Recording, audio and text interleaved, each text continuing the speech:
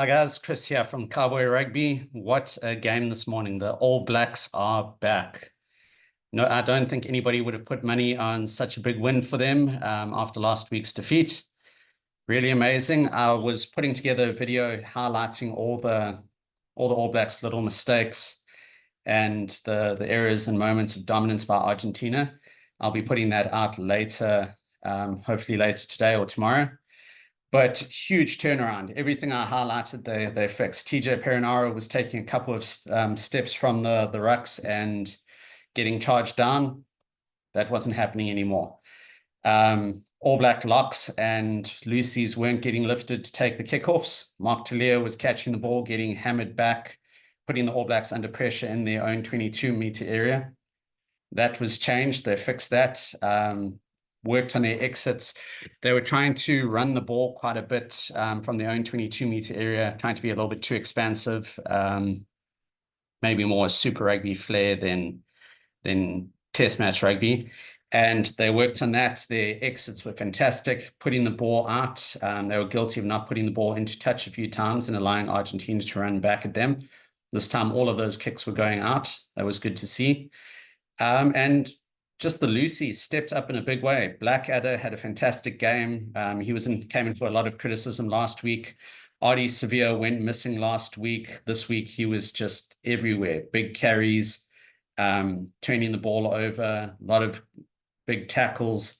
And same for Dalton Papali'i, some really good turnovers. Also, the All Black scrum. Huge improvement there. And maybe that's... if they'd had a few scrums last week within the first 60 minutes, we could have seen that same sort of dominance. But they were basically playing the Springbok style of rugby: win penalties, kick the ball up, gain ground that way, and then play off that. And they played a fantastic wet weather game.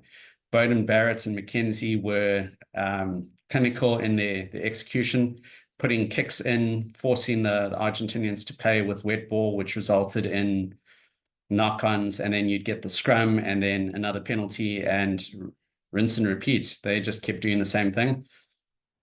But big up to the All Blacks for some fantastic handling. Their passing, catching, and the offloads in wet weather were unbelievable. If you watched the game, you would have seen it was torrential rain, and Argentina just couldn't do the same. True, the second half was 7-7.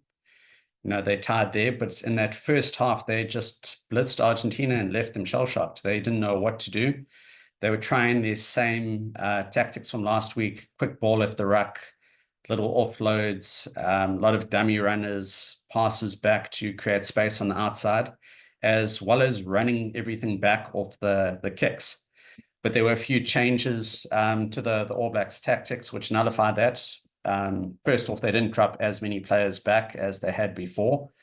So there was a stronger line. The line was also more aligned, which was good to see. It wasn't so jagged, leaving holes for the Argentinians to run through and exploit. Secondly, the tackling was a lot better from New Zealand. There was a lot more venom, a lot more intent, and they were knocking the Argentinians back, which put them off their stride. And All Blacks were competing more at the breakdowns and slowing the ball down.